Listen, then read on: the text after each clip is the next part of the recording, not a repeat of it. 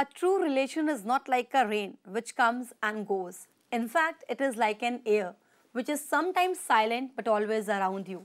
A beautiful saying to remember your relation beautifully. जी हाँ, रिश्ते हमारी जिंदगी को मजबूत बनाते हैं, खूबसूरत बनाते हैं और जिंदगी जीने का एक मकसद देते हैं। लेकिन कई बार एक छोटी सी गलतफहमी, एक छोटी सी मिसअंडरस्टैंडिंग के कारण रिलेशंस बिखरने लगते हैं और उन रिलेशंस को जोड़ पाना हो जाता है काफ़ी मुश्किल। आप सभी को रिलेशनशिप की वैल्यू समझाने के लिए और इस प्रॉब्लम को सॉर्ट आउट करने के लिए, बाहर लाने के लिए हमारे साथ है psychiatrist doctor Vishal Chhabra ji. Doctor Vishal, welcome to the show. Thank you, good morning. Misunderstanding, गलतफहमी, कहने को शब्द काफ़ी छोटा है लेकिन इसको जो रिजल्ट्स आते हैं वो काफ़ी बड़े होते हैं और काफ़ी क्रिटिकल भी होते हैं। What exactly a misunderstanding in a relationship is? Basically misunderstanding ये हो गई कि अगर हम मिस को निकाल दें तो अंडरस्टैंडिंग, ओके, तो एक अच्छी सिंकिंग दो पार्टनर्स में, दो दोस्तों में, किसी भी रिलेशनशिप में एक अच्छी अंडरस्टैंडिंग होना, एक दूसरे को समझ पाना, अच्छा कम्युनिकेशन होना। मिस जहाँ पे आ गया इसका मतलब हम कहीं ना कहीं उस चीज़ को चूक रहे हैं, उस चीज़ को करने में मिसिंग हो रही है। डेफिनेटली वो मिसअंडरस्टैंडिंग। रिलेशंस की अगर हम बात करते हैं, relations are of different type. हम सिर्फ एक कपल के रिलेशन की बात यहाँ पे नहीं करेंगे, we are talking on general topic. Parents के अपने बच्चों के साथ रिलेशन में भी कई बार गलत फहमियाँ आती हैं, या ये कह सकते हैं मिस कम्युनिकेशन गैप आ जाता है। पेरेंट्स कहीं है, बच्चा कहीं और रह रहा है, कंटिन्यूसली बात नहीं हो पाती और एक गलतफहमी बीच में जगह ले लेती है। लेकिन कोई ये समझने को तैयार नहीं हो पाता है कि शायद अगला अपने किसी काम में बिजी है या किसी टेंशन से गुजर रहा होगा, लेकिन वो एक गलतफहमी पेरेंट्स को, बच्चों को दूर कर देती है, ये सोचने में मजबूर कर देती है कि शायद बच्चा अब घर से अलग ही रहने पे इंटरेस्टेड है या पेरेंट्स को ज़्यादा समय नहीं देना चाहता। How can this problem be sorted out? हाँ, ये बड़ी फ़नी बात है कि आज की दुनिया में जब हम सारे कनेक्टेड हैं एक दूसरे से ऑलमोस्ट कॉन्टीन्यूसली, उसके बावजूद मिसकम्युनिकेशन बढ़ रहा है, कम नहीं हो रहा है। पहले के ज़माने में जब टेलीफोन नहीं होते थे, मोबाइल फ़ोन्स नहीं होते थे, इंटरनेट नहीं होता था, तो लोग मिसअंडरस्टैंडिंग फिर भी समझ में आती थी बात। डेफिनेटली। लेकिन आजकल ज़्यादा हो रही है, लाइफ, पेस ऑफ लाइफ बहुत तेज़ हो गई है, फास्ट हो गई है। जहाँ तक आपने पेरेंट्स और बच्चों की बात करी, एक एज से जब बच्चे गुजरते हैं, जो टीनेज में आते हैं, उसके बाद जो वो एडोलेसेंस से यंग एडल्ट्स बनते हैं, तब उनकी अपनी एस्पिरेशंस होती हैं, अपनी नीड्स होती हैं। कभी कभी पेरेंट्स को लगता है कि भैया वो बच्चे ही हैं, हमारी बात ही माने हर चीज़ में, और बच्चों को लगता है कि माँ बाप हमारे दकियानुसी बातें करते हैं, उनकी बातों में कोई दम नहीं है। तो इसी चीज़ में कॉन्फ्लिक्ट हो जाता है। तो बड़ों के एक्सपीरियंस से सीखना, उनके एडवाइस लेना भी ज़रूरी है। एट द सेम टाइम जो बड़े लोग हैं उनको बच्चों को थोड़ी फ्रीडम देनी चाहिए अपने डिसीजन लेने के लिए, तो ये बहुत ज़रूरी है। बिल्कुल, बच्चों को फ्रीडम देनी चाहिए, लेकिन बच्चों को भी अपने लिमिट्स डेफिनेटली पता होनी चाहिए। पेरेंट्स जो भी करेंगे आपके अपने हित के लिए और आपके अपने अच्छे के लिए करेंगे। समझ भले ही देर से आए लेकिन वो समझ में ज़रूर आता है।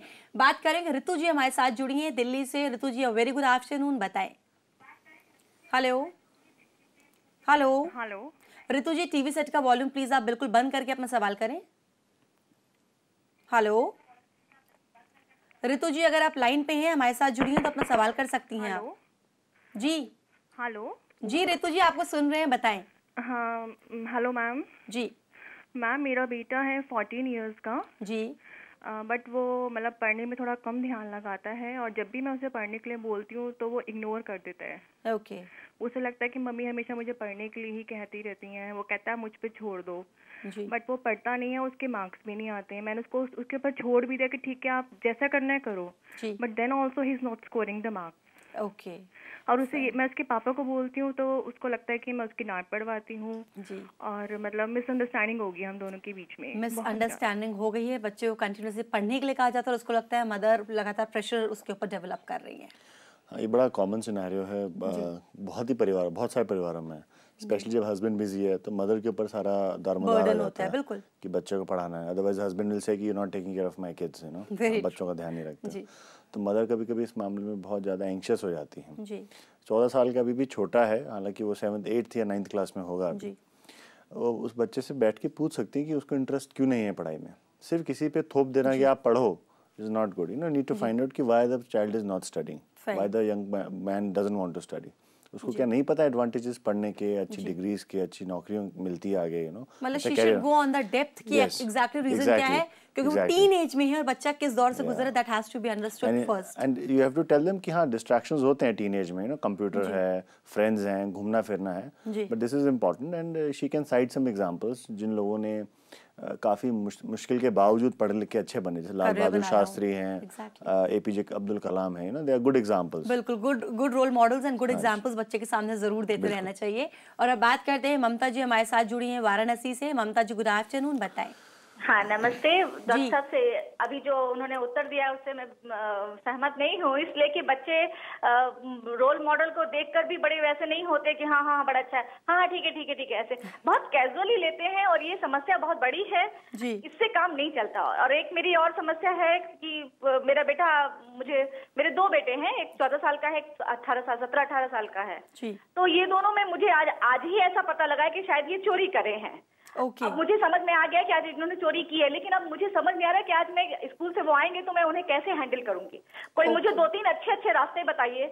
मुझे लगता है अगर वो साफ मुकर गए कि मैं नहीं बताऊंगा या मैंने कुछ नहीं किया, घर में सिर्फ मैं हूँ और 3 लोग हैं, तो आखिर पैसे हैं तो गए कहाँ? बात पैसों की नहीं है, बात उनके डेवलपमेंट की है। बिल्कुल, उनके हैबिट्स की है कि बच्चों में ये हैबिट्स डेवलप हो रहे हैं। It's a critical and a major issue कि बच्चों में they are going crossing their age और उनके में चोरी की हैबिट डेवलप हो रही है।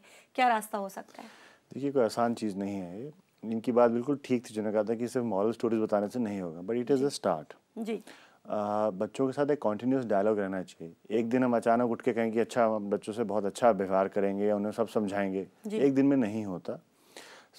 सबसे बड़े रोल मॉडल्स तो पेरेंट्स होते हैं कि उनका व्यवहार कैसा है, वो उस बच्चे उससे सीखते हैं। अब इन बच्चों में जो इनके बच्चों ने चोरी की है, तो ऑब्वियसली आज ही पता लगा she is very upset about it, which is very understandable कि हमारे पास सब होते हुए भी क्यों हुआ। So she when they come back she should confront them frankly, but in a very soft manner, not in a very harsh manner. At least not immediately. बाद में harsh हो सकती हैं अगर ना बताएं या बात को घुमाएं। ये जानना जरूरी उन्होंने ऐसा क्यों किया। बिल्कुल, इनको ये जरूरी है आपके बच्चा कौन सी कंपनी रखता है, किन किन बच्चों के साथ घूमता फिरता है, कैसे है, उसकी क्या नीड्स हैं। कुछ नीड्स जो उसकी पूरी नहीं हो रही हो, डिमांड कर रहा है, आप नहीं कर रहे हो या आप स्ट्रिक्ट हो रहे हो, तो ये सब सारी चीजें डिटेल में देखनी पड़ेगी। मतलब she should keep a look, लेकिन बच्चों पे ये नजर रखी जा रही है, ये बच्चों को पता एटलीस्ट नहीं होना चाहिए। एंड व्हेन जब इन्हें पता लग गया तो शी शुड कन्फ्रंट देम। उस बात को नहीं कि डिस्कस ना करें, but she should discuss in a softly, बैठा के, नॉट एज ए क्रिमिनल। क्यों क्रिमिनल है, तुमने चोरी करी है, अब तुम्हें डांट पड़ेगी, तुमने ऐसा नहीं करोगे तुम। जी बिल्कुल, you should better sit with them and talk to them why did they do this. Circumstances कभी बदल सकते हैं, कुछ भी हुआ होगा तो हो सकता है आपको एक बार बात करना जरूरी है, और बात करें लेकिन उसके एक पॉजिटिव एटीट्यूड के साथ बात करें। सिर्फ डांट और मार से बच्चे कभी भी सुधर नहीं सकते। बात करते हैं, शिखा जी हमारे साथ जुड़ी हैं। शिखा जी, गुड आफ्टरनून, बताएं अपना सवाल। हेलो, नमस्ते मैम। जी नमस्कार, बताएं। हाँ, मेरा सवाल ऐसा है कि हमारी लव मैरिज हुई है जी, और प्रॉब्लम ऐसी होती है कि हम अलग रहते हैं। उनके घर वाले मुझे एक्सेप्ट नहीं किए हुए हैं जी, तो हम अलग रहते हैं जी। और मेरे पति भी काफी टेंशन में रहते हैं, कहते हैं कि तुम डिवोर्स ले लो, या फिर कोई भी चीज में उनसे कहने जाओ या मांगने जाओ, कहती हूँ तो कहते हैं कि नहीं, मैं नहीं दे सकता हूँ, तुम डिवोर्स ले लो, मेरे साथ नहीं रहना है। तो और मेरे घर वाले भी मुझे सपोर्ट नहीं कर रहे हैं जी। आपकी मैरिज को कितना टाइम हुआ है शिखा? जी, आपकी शादी को कितना समय हुआ है? वैसे तो मेरी शादी को 2 साल हो गए, लेकिन मैं अपने हस्बैंड से 1 साल अलग रही थी। मैं अपने घर चली गई थी। 1 साल मैं अलग रही। अभी कुछ 3 महीनों से मैं उनके साथ रह रही हूँ और मैं कुछ करना भी चाहती हूँ। मैं चाहती हूँ कि कुछ कर लूँ, तो उसके लिए भी वो मेरा साथ definitely keep a positive attitude, solution जरूर आपको मिलेगा। क्या कर सकती हैं वो? देखिए, मिसअंडरस्टैंडिंग कई सारी इश्यूज में और काफ़ी स्ट्रेस है इन पे। अकेले रहना, ना पेरेंट्स ने एक्सेप्ट किया ना इन लॉज ने एक्सेप्ट किया है ये मैरिज को। सो ऑब्वियसली हस्बैंड भी स्ट्रेस्ड है, ये भी स्ट्रेस्ड है। तो इनको बहुत सारे फ्रंट्स पे काम करना पड़ेगा। इट्स नॉट आसान कि कैसे करना है। आई थिंक इट्स बेटर ये थोड़ी प्रोफेशनल हेल्प लें, किसी काउंसलर से जाके। ज़रूरी है बात करें उससे डिटेल्स में। ये सिर्फ 2 मिनट में नहीं बता सकता, बट इम्पॉर्टेंट क्या है कि कम्युनिकेशन चैनल ओपन रखें, किसी के अगेंस्ट बायस ना हो या किसी से नाराजगी ना रखें कि उन्होंने मेरे को नहीं एक्सेप्ट किया या वो किया। Keep working towards the relationship. ये बड़ी ब्रॉड फ्रेमवर्क बता रहा हूँ, बट इट इज़ इम्पॉर्टेंट कि हमें डिटेल में जाके फिर स्पेसिफिक्स पे काम जरूर करना चाहिए। काफी कॉम्प्लिकेटेड केस है, that has to be done. वो सबसे ज्यादा जरूरी हो जाता है यहाँ पे जी। कहते हैं कि ताली कभी भी एक हाथ से नहीं बजती, तो जाहिर सी बात है ताली अगर 2 हाथ से बजती है तो रिलेशंस आपको अपने दोनों तरफ से निभाना जरूरी हो जाता है। गलत फहमी कभी भी एक तरफ से शुरू नहीं होती, आप दोनों को ही ज़रूरत है जिनके बीच भी मिसअंडरस्टैंडिंग्स हैं वो कैसे उसको दूर कर सकते हैं। हमेशा कहते हैं कि प्रॉब्लम के सल्यूशन से ज़्यादा ज़रूरी है प्रॉब्लम का डिस्कशन करना। फिलहाल कॉल फॉर केयर में वक्त है एक बहुत छोटे से ब्रेक का, तो मिलते हैं इस ब्रेक के बाद।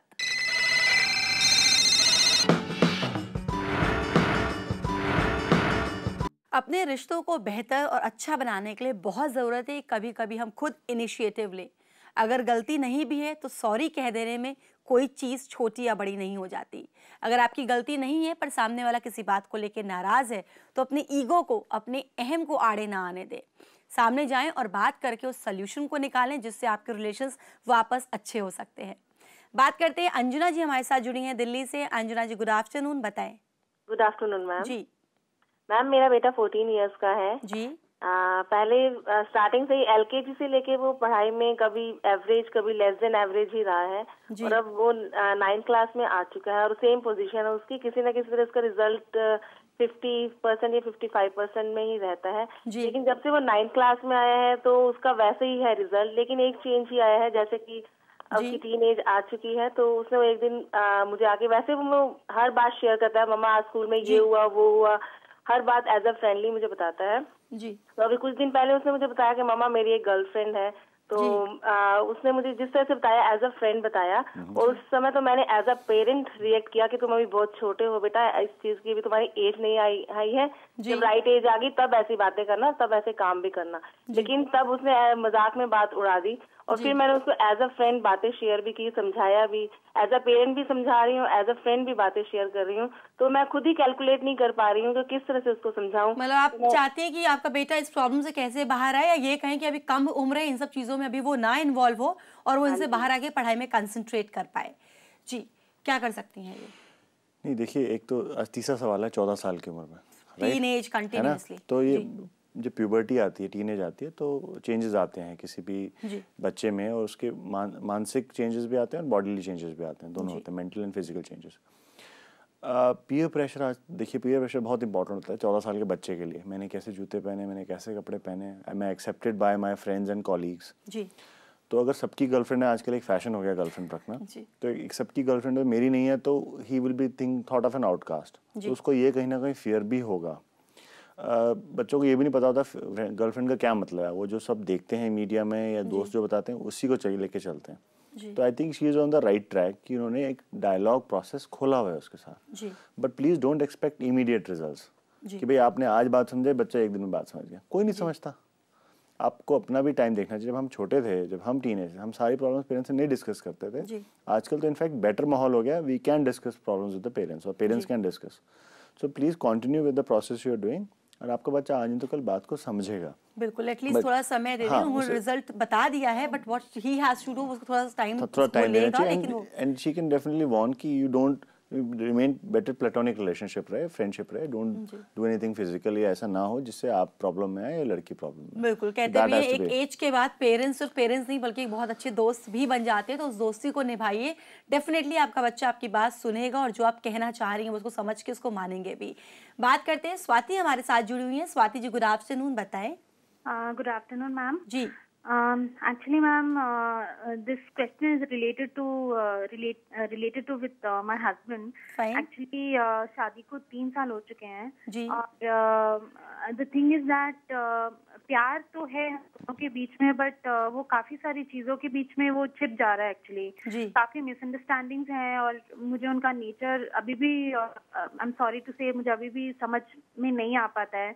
बिकॉज अगर इन पर्टिकुलर एक इंसिडेंट होता है तो he will make a 2-3 version, because एक version will be for me, the other version will be for his relative. So वो मुझे काफी फेक लगता है, whether I am not fake and I am very much direct and he is kind of deals with everything, I mean diplomatically. तो ये एक चीज है। दूसरी ये चीज है कि he is, I mean the comfort zone is not there between us. तो उस वजह से काफी शेयर वाली फीलिंग भी नहीं होती है and he is not open about his feelings also. मतलब कहीं ना कहीं अननेसेसरली बातों को लेके कुछ मिसअंडरस्टैंडिंग्स आपके बीच क्रिएट हो रही हैं and you want to sort it out. What she should do? देखिए यही चीज़ है कि she saying she is Frank, but वो अपने कुछ वर्जन्स डिप्लोमेटिक वर्जन्स बना रहा है। तो आई थिंक वो इनके हस्बैंड नहीं रियलाइज़ कर रहे कि इस तरह का व्यवहार कर रहे हैं। कभी कभी कुछ चीज़ें हमारे व्यवहार में जुड़ जाती हैं टीन एज से, यंग एडल्टहुड से, और वो चलती रहती है, हमें पता नहीं लगता हम इस तरह का व्यवहार क्यों कर रहे हैं, हम रियलाइज़ भी नहीं करते। और वो हम इस तरह का व्यवहार से, डुबियस जो व्यवहार है इनके हस्बैंड का, उससे इनके रिश्तों में दरार आ रही है, ट्रस्ट खत्म हो रहा है इनका अपने हस्बैंड पे, तो वो ऑब्वियसली रिफ्लेक्ट करेगा रिलेशनशिप में।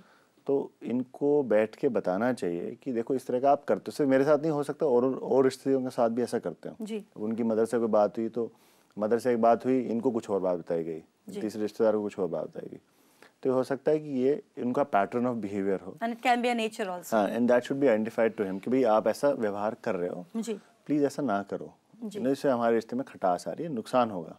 अभी एक कूल एंड काम टाइम देके उनसे डिस्कस करना जरूरी हो जाता है, और उसके बाद चीजों को आगे सॉर्ट आउट करने की कोशिश की जाए। और मैं एक चीज इसमें ऐड करना चाहूंगा कि जो ह्यूमन रिलेशनशिप्स हैं, मेरे हिसाब से वो सबसे कॉम्प्लेक्स चीज है दुनिया की, डेफिनेटली सबसे कॉम्प्लेक्स है। Misunderstandings are part of it. So it's like a garden जिसमें वीड्स उग जाते हैं, तो हम एक्सपेक्ट नहीं कर सकते वीड नहीं उगेंगे, बट जो हमें ध्यान रखना है कि वीड को हटाते रहना है गार्डन से। तो इस तरीके से मिसअंडरस्टैंडिंग हर रिलेशनशिप में आएंगी, बट हमें उनको हटाते रहना है, कांस्टेंट प्रोसेस है। पूरी ये कोशिश करनी है वीड्स को हम लोग हटाते रहे, फ्लावर्स को अपनी लाइफ में कंटिन्यूअसली ब्लॉसम करते रहे हमारे लाइफ के इस गार्डन में।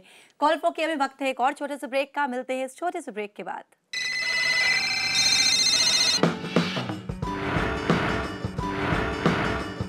अगर हम रिश्तों की बात करें तो किसी भी रिश्ते को अगर हम लेते हैं, फॉर एग्जाम्पल, चाहे वो रिश्ता फ्रेंडशिप का हो, प्यार का हो, दोस्तों के साथ हो, रिलेटिव्स के साथ हो, पेरेंट्स के साथ हो, तो रिश्तों की सबसे पहली नींव होती है विश्वास, भरोसा, ट्रस्ट।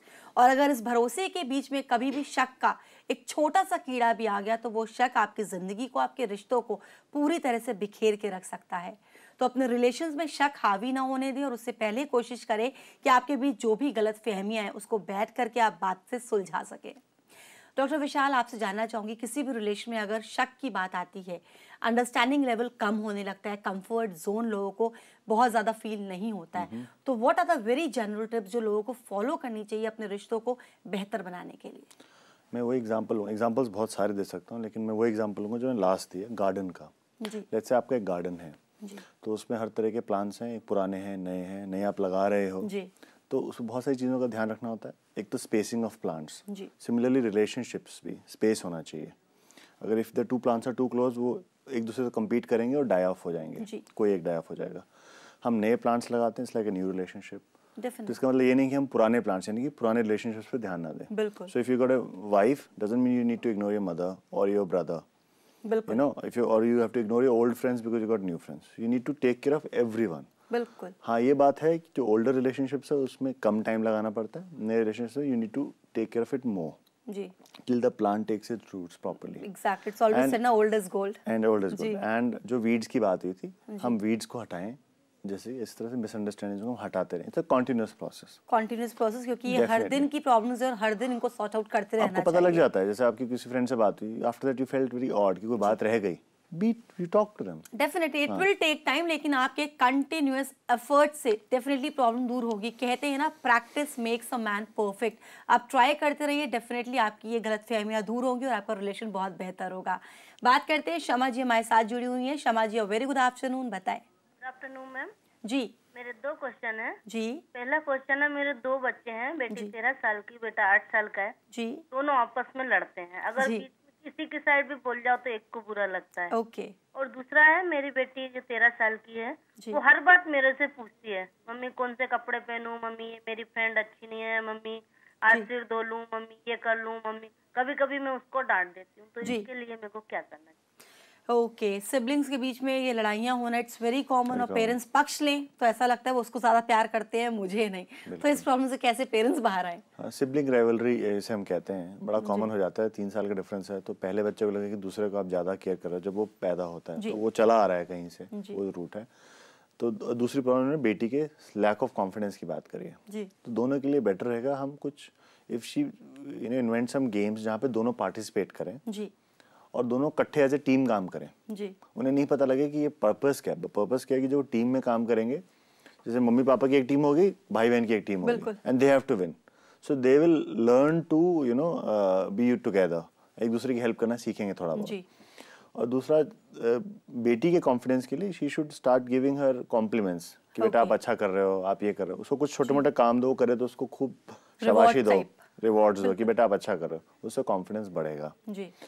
तो दोनों भाई बहनों को समझाने की जरूरत है कि बेटे इकट्ठे रहना इज मच बेटर जी, एंड थ्रू गेम्स पार्टिसिपेट करें इकट्ठे, जैसे इकट्ठे मिलके कोई एक चीज बना लें, पेंटिंग बना ली या कोई प्रोजेक्ट बनाया, तो दोनों को शाबाशी मिले, तो दोनों को अच्छा लगेगा, दोनों लगे कि हम दोनों ने अच्छा काम किया जी। बिल्कुल। और अगर हम मिसअंडरस्टैंडिंग की बात करते हैं, फॉर एग्जांपल एक ऑफिस एटमॉस्फेयर में समटाइम कोलीग्स के साथ बहुत ज़्यादा इंटरेक्शन नहीं हो पाता, किसी कारण से बातचीत नहीं हो पाती, तो सम पीपल स्टार्ट फीलिंग कि ईगोइस्टिक है, बात करना नहीं चाहता है, बात करना नहीं चाहती है, एक अननेसेसरली की मिसअंडरस्टैंडिंग क्रिएट होती है। रीजंस कुछ भी नहीं होते हैं, अच्छी खासी फ्रेंडशिप कन्वर्ट हो जाती है बिना बातचीत करे। उसके लिए कोलीग्स के साथ अच्छा एटमॉस्फेयर क्रिएट करने के लिए क्या करना चाहिए? देखिए, तभी कई कंपनीज ऐसे इनफॉर्मल इवेंट्स करती हैं, पार्टीज हो गई या पिकनिक हो गई या ट्रैवल टुगेदर हो गया कहीं पे, उससे ही आदमी जब एक दूसरे से मिलता है इनफॉर्मल सेटिंग में, तो थोड़ी दोस्ती बन जाती है जी। जस्ट बिकॉज ज़्यादातर जब लोग चुप रहते हैं ना, बात नहीं करते, लोगों को लगता है इगोइस्टिक है। एक्चुअली इगोइस्टिक ना होकर वो इंट्रोवर्ट्स होते हैं, उन्हें लगता है कि मैं पहल ना करूं, पता नहीं मुझे दूसरा बंदा एक्सेप्ट करेगा कैसे लेगा या कैसे नहीं। बिल्कुल, interaction has to be there. If there is some informal activity at the workplace, चाहे आधे घंटे की होगी, 15 मिनट की होगी, once in a week, once in a month, तो मे बी उससे रिलेशनशिप्स कॉलीग्स में रिलेशनशिप्स की बॉन्डिंग को प्रॉपर करने के लिए interaction has to be there. बहुत अच्छी तरह आपने गाइड किया। Thank you so much for being on the show. Welcome.